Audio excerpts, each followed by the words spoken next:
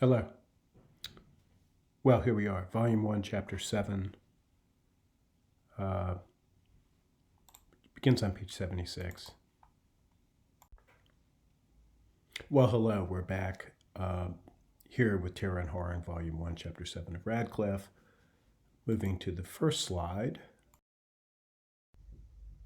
Well, horror and terror at Radcliffe. Are there any? There's a lot. There's a lot. We'll take terror first then. Maybe for a good reason. We'll see.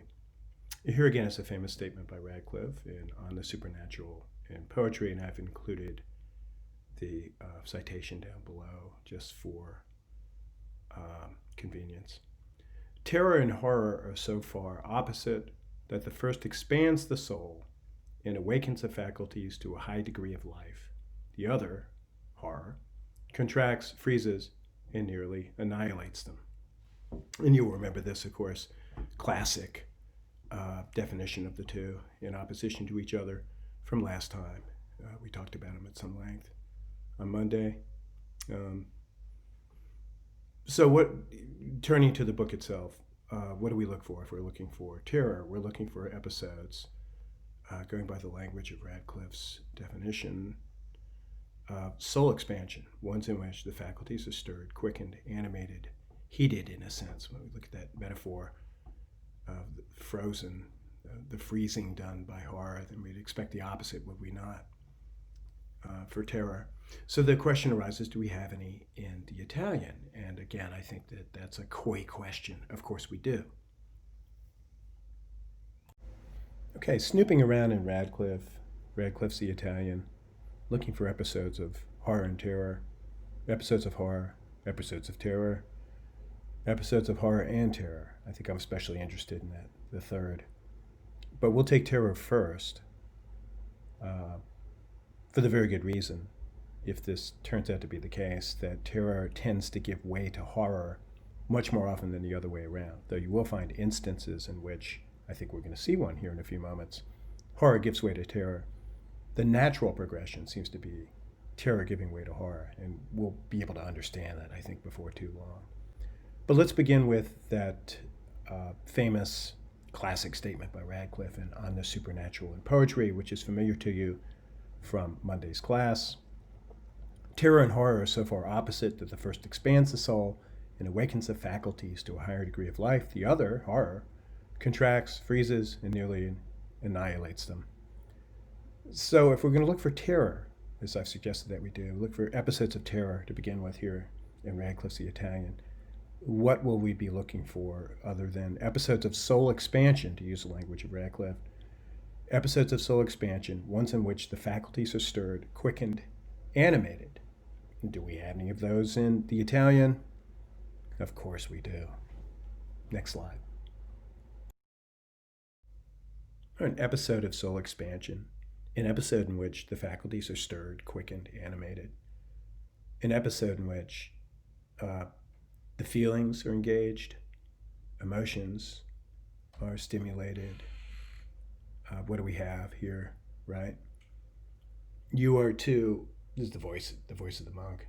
You are too late, said a sudden voice beside Vivaldi, who instantly recognized the thrilling accents of the monk.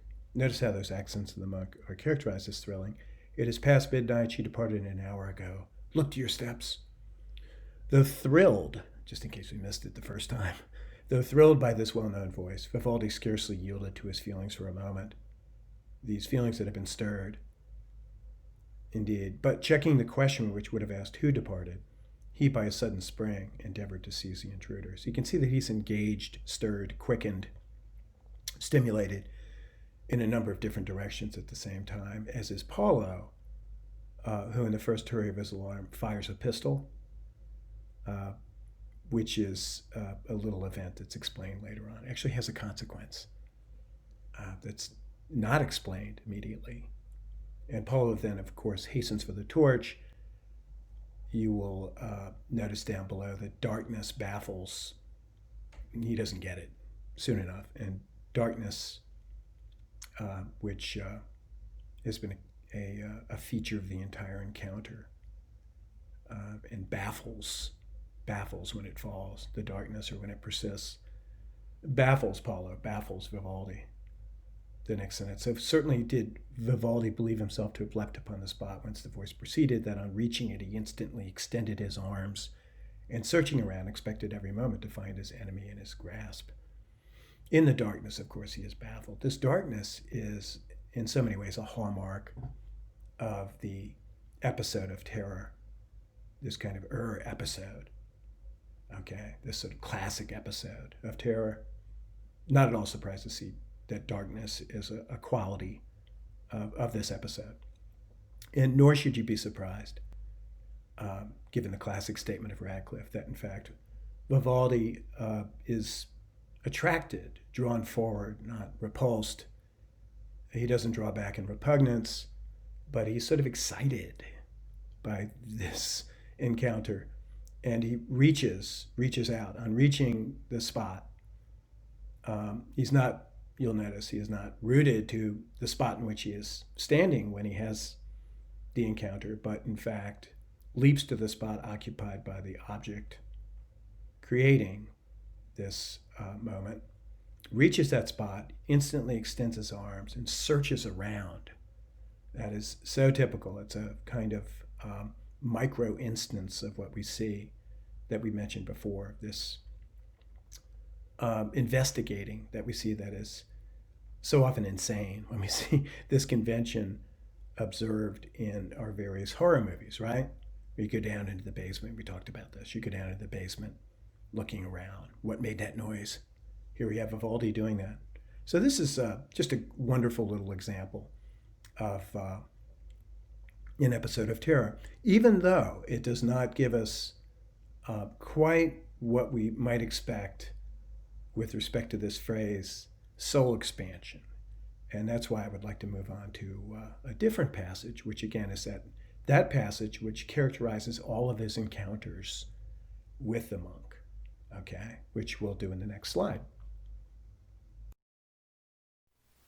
So here's that slide that does give us, I think, some evidence of what Radcliffe means when she talks about the expansion of the soul. This is in, as you'll see over there on your right, Volume 1, Chapter 6, page 58 in the World's Classics edition. You might want to turn to it. Here we see the narrator's comment on the quote, visitations of the monk. Right? All four of them. The first three. The fourth hasn't occurred yet. And comment on the composite visit, as it were, singular, that these different visitations compose.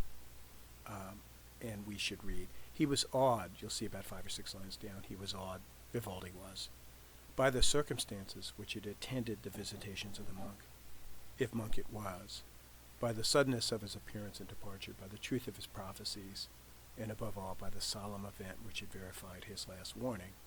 And his imagination, this is an important designation, an important distinction, his imagination, thus elevated by wonder and painful curiosity, was prepared for something above the reach of common conjecture and beyond the accomplishment of human agency. So here I think we begin to see some sign of what she means when she speaks of expansion. Now, we talked a bit about the faculties with respect to the last slide, but here you see them mentioned again. Imagination is one. I mean, moving on to the next sentence, his understanding was sufficiently clear and strong, which is a sentence that seems designed to indicate that it's not as though he was an especially superstitious character, Vivaldi. Down below there, but his passions were now interested, and his awakened, his fancy. So you see these different faculties: imagination, fancy, passions, which is, it's not that we really have a faculty of passions, that's more of, has to do with the intensity of desire, I suppose, that might be common to a number of different faculties. But there you have imagination, understanding, fancy. The passions seem to kind of point us in the direction of the faculties as well. What about this business of expansion, though? What do we mean by that? Well, I mean, go back to the very opening. His imagination of the scene, at least the portion of it that we're reading, his imagination thus elevated by wonder and painful curiosity. That alone, I think, points us at something, right? This, what happens when you wonder, when you're curious? What do you do? But you kind of wander as you wonder. You try out different explanations, and your mind races around. It ranges. Could we not imagine that as in a sense what she's talking about when she says the soul expands, as curiously you wonder and wander about looking for some explanation, okay, that's adequate to the experience of, in this case, terror, which of course, as we said, stirs the faculties, expands the soul, right? Expands it to encompass a whole globe of possibilities even, you can imagine. And even off the globe. I mean, this business here about, how his imagination being elevated was prepared for something above the reach of common conjecture, beyond the accomplishment of human agency, a superhuman agent, right, which doesn't belong to the earth in a sense. If you drop down to the final portion of this paragraph, that I think is an important one. But his passions were now interested in his fancy awakened, and though he was unconscious of this, he would perhaps have been somewhat disappointed if he had descended suddenly from the region of fearful sublimity to which he had soared, the world of terrible shadows to the earth on which he daily walked, into an explanation simply natural. You can see how he's been, here we have this metaphor of verticality, right? He has soared upward. He is exalted. He's been exalted. His imagination has been elevated so that he soars into a world of shadows off the earth, as is indicated because he would be, when we are told that he would be disappointed if he found himself suddenly on the earth on which he daily walks, faced with this simple unitary explanation, something simply natural. So he's in the presence of the supernatural. And that seems also to point us at this notion of expansion and exaltation, which I think we have some good evidence of that in this passage. As a final note, maybe two final notes, you encountered the word sublimity in the phrase, region of fearful sublimity. We will have a subsequent video on the question of the sublime, which is very important to a number of these authors of horror, terror texts. The second little note here, we don't want to miss the presence of these words, the word fearful, this word up above, painful. His imagination thus elevated by wonder and painful curiosity. When he ascends, his imagination is exalted and he soars. He soars into a region of fearful sublimity. So fearful and painful. I mean, we are talking about not something that is delightful, right? But nevertheless, he seems to, in his own way, I mean, this is something that Carol gets into. Why do we like this? Carol tries to explain it. Why do we like that which is painful, that which is fearful? Right, is a real good question, and it's beset a number of theorists of horror, theorists of terror. I don't know that we get an explanation right here, but we certainly have an acknowledgement of the phenomenon. And it's interesting, isn't it? Because he does like it. He would be disappointed. I think that's in some ways, the most, interesting little accomplishment of this passage. He would perhaps have been somewhat disappointed if he had descended suddenly from this region of sublimity. Fearful as it is, there's something about it that is very satisfying. But let's go on. Okay, here's that list of binaries that you've seen before, the first 6 or 7 or 8 of them. You'll see I've supplemented the list with a few items that were proposed or might be proposed on the basis of the scene that we had a look at a moment ago. Remember the business about his Vivaldi's being thrilled by the accents of the monk. I believe that if this had been a scene of horror, he would have been appalled by them as opposed to thrilled. There's a kind of enchantment, okay, that maybe I don't even need to explain that. I think we saw some evidence of that in the scene. that we just talked about. Yeah, I mean, there's a condition of enlightenment, in a sense, is what we have in the case of horror as opposed to enchantment. In the typical scene of horror, in which you're enlightened to the existence of something that is quite appalling. And I think we also saw some evidence in the last couple of pages that we've had a look at, especially the one having to do with the thrilling accents of the monk in that experience, that didn't we see evidence that in the case of terror, you know, do you see something? I mean, he saw Vivaldi and Paulo both. If you read through the rest of that scene, they see like the skirts of the monk, and they see that's a quote. They see they get these little glimpses of the monk, or this kind of apparition that appears to be there in place of an actual embodied monk.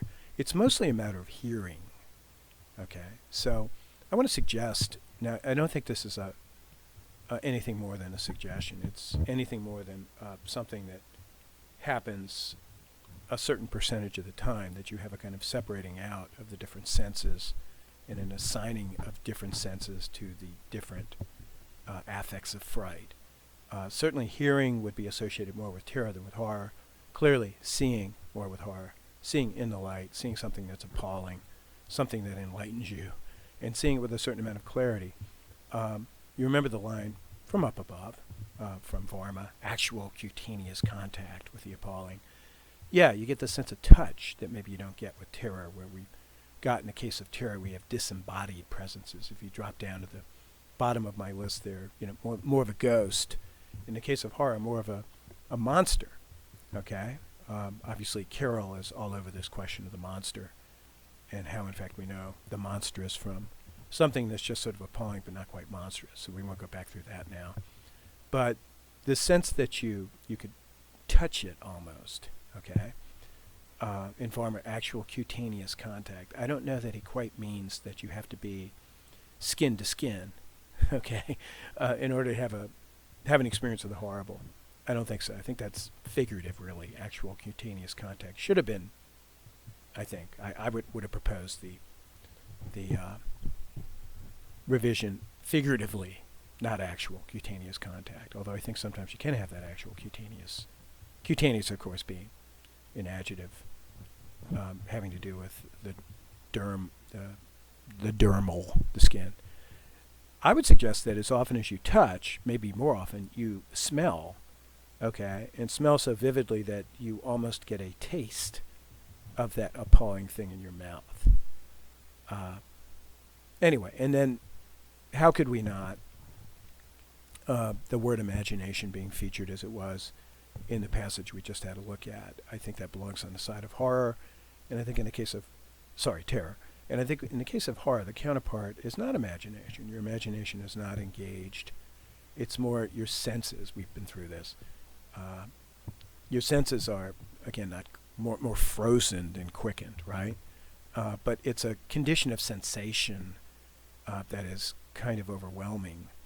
And you have a moment of realization as the full quantity of horror kind of besets you and comes into its own.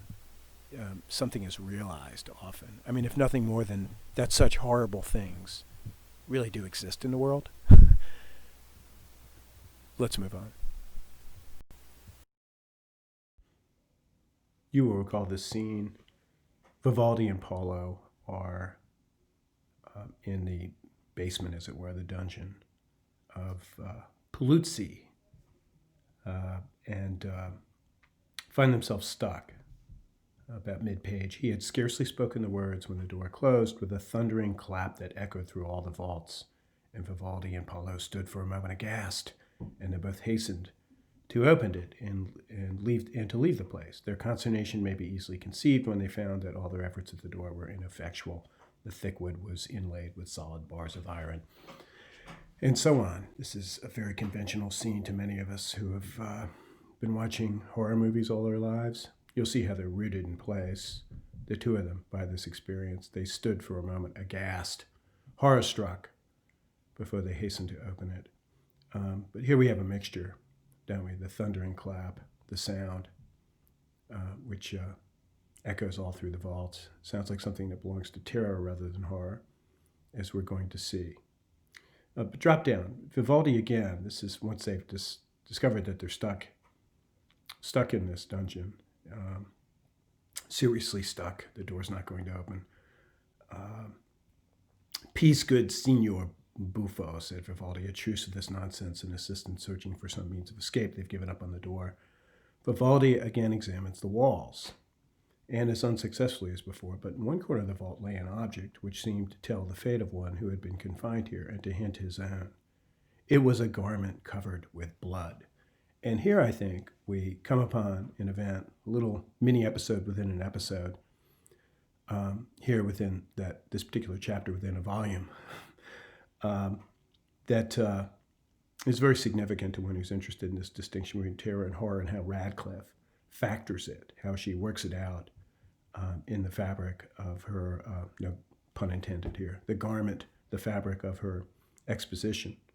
As we go on, Vivaldi and his servant discovered it at the same instant, and a dreadful foreboding of their own destiny fixed them for some moments to the spot.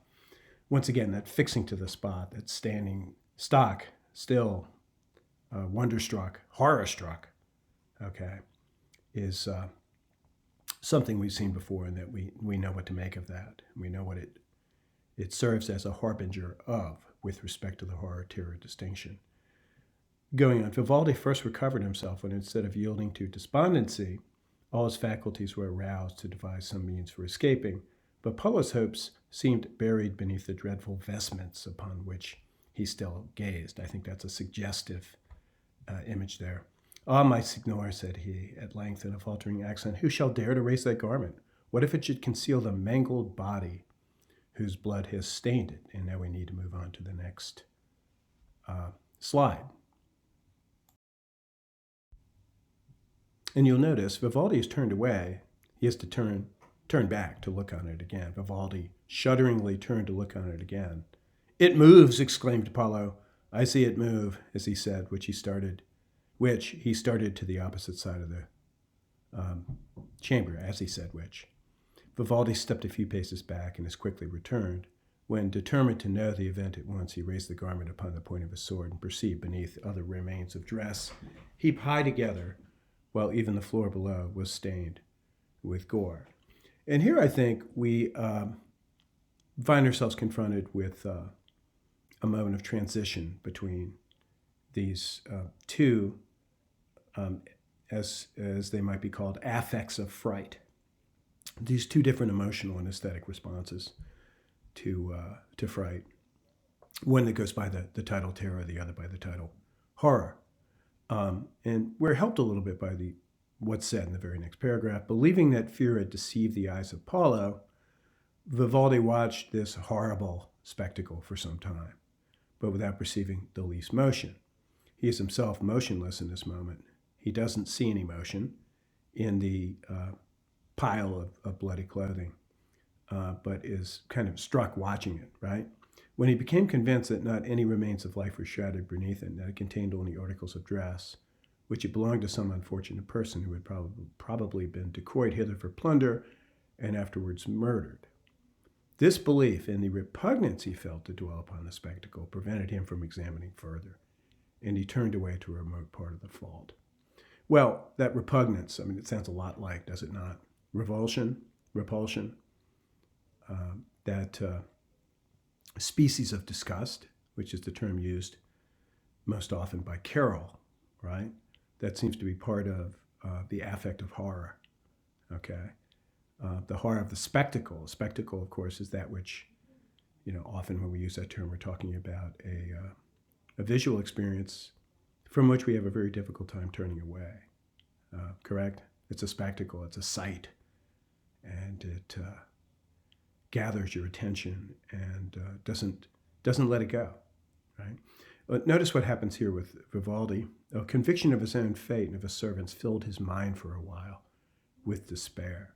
And what I want to call to your attention in that moment is, in this moment, is this attention on the part of the narrative to the time it takes, okay, the kind of passage of time or duration, okay, it filled his mind. Conviction of his own fate filled his mind for a while. So we have a explicit reference to the time, okay, that passes, a bit of time passing in this moment in which his, let's call it the affect of horror, right, comes into its own and comes into its fullness, right? And, he's thinking. It appeared that he was just following his thoughts in this moment, what we call his thought processes. It appeared that he had been ensnared by robbers till as he recollected the circumstances which had attended his entrance and the several peculiar occurrences connected with the archway, this conjecture seemed highly improbable. It was unreasonable, and he goes on. It was unreasonable, and he discounts at this point or disavows, talks himself out of this notion that robbers are responsible for this scene, this spectacle, which of course keeps open the possibility of there being a superhuman or a supernatural response, right? And this is a good time to move on to the next slide.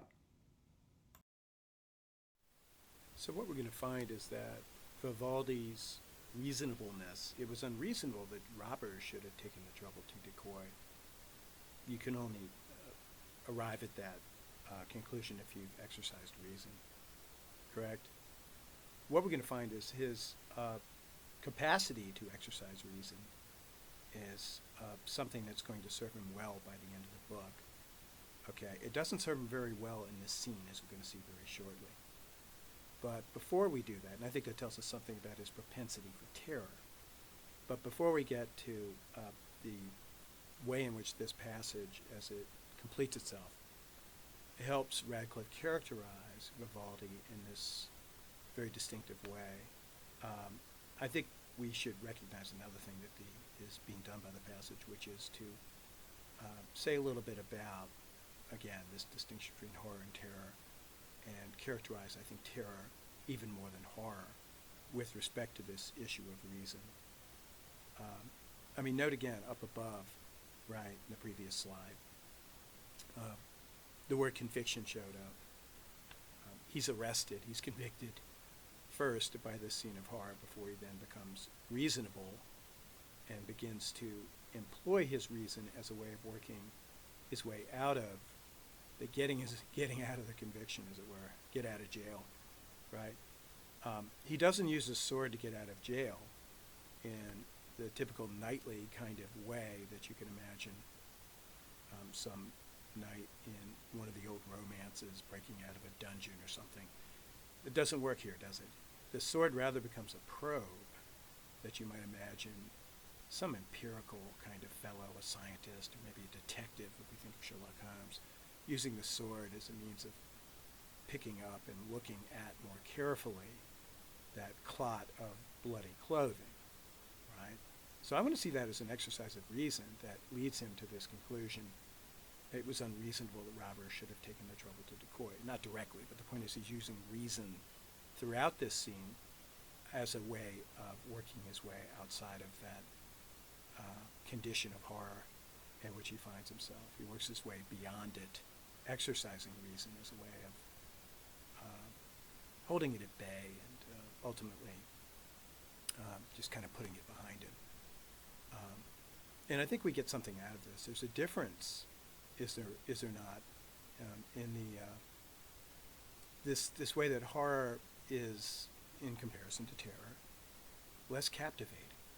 Okay, which I know at first might sound paradoxical, because it might be a paradox here. There might be something just a little surprising about this when we think that your initial response to horror, when it's real, powerful, authentic horror, is to be frozen in place. You would seem to be beyond captive. You're kind of in fetters and paralyzed. It's hard to think of a condition of captivity more complete than that, correct?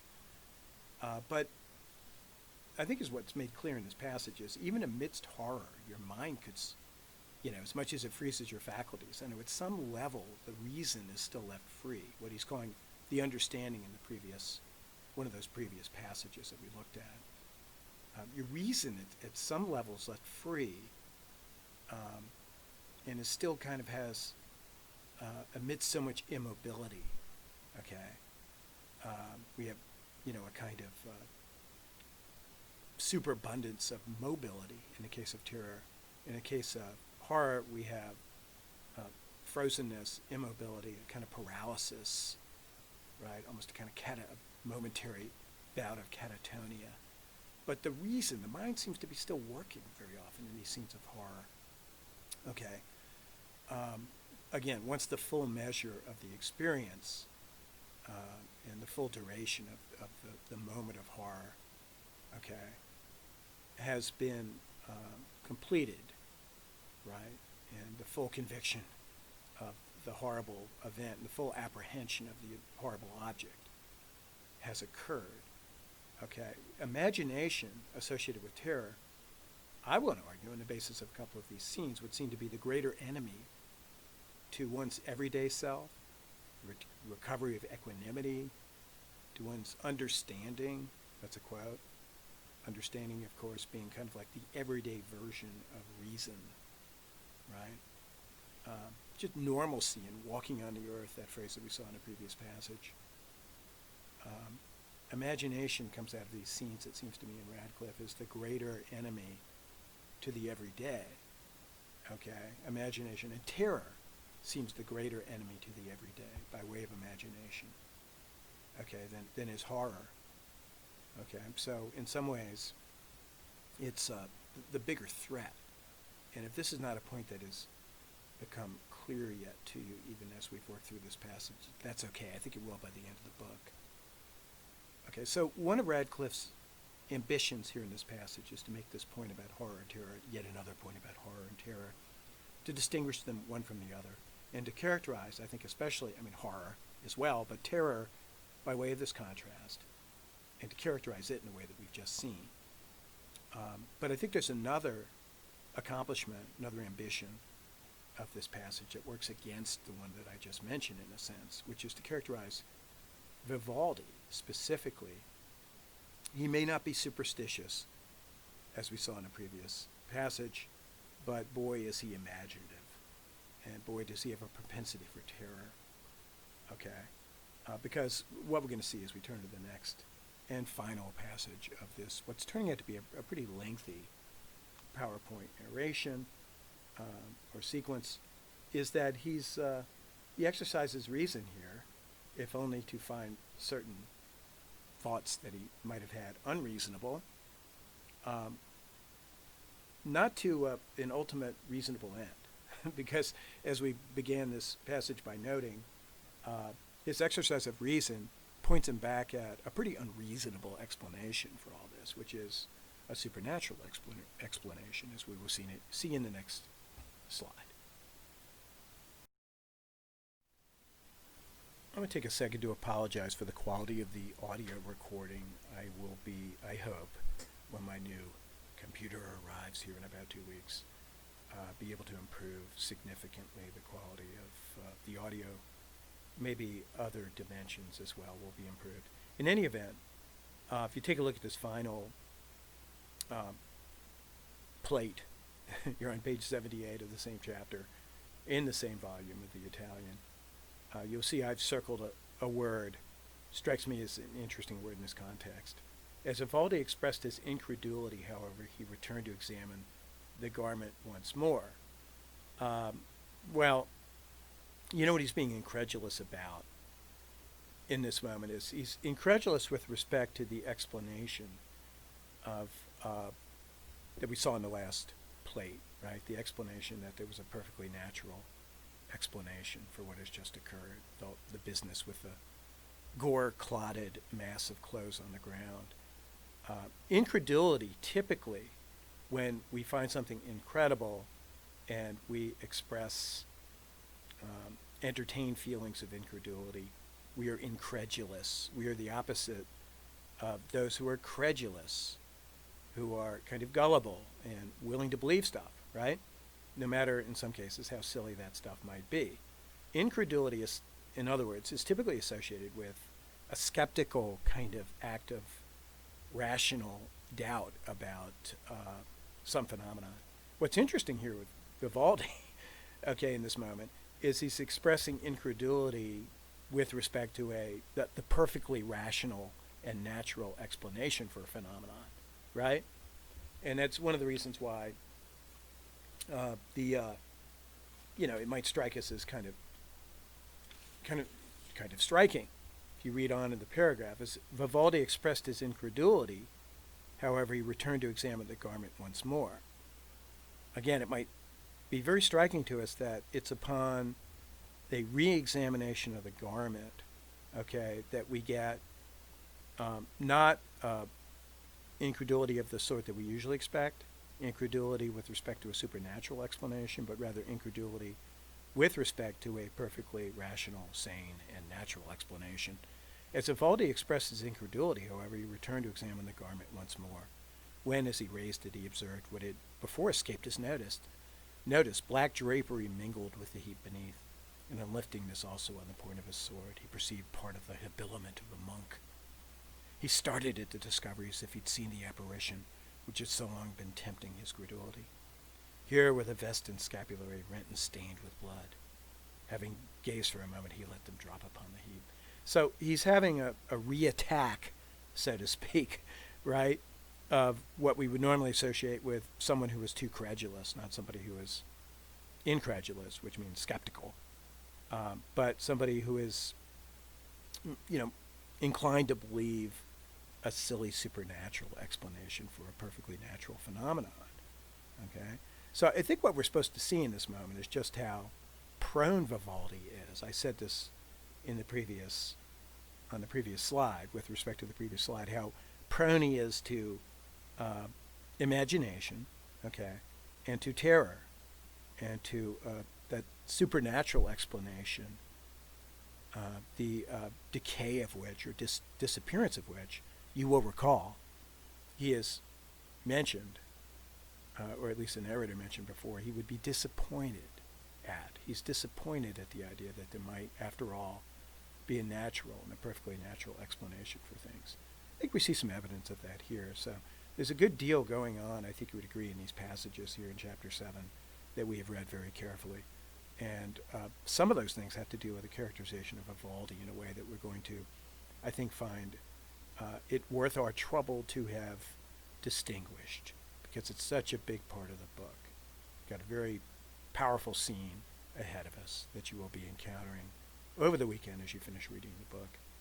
I won't tell you where it is or what it is. You'll find it. So that's it for now, and talk to you again soon.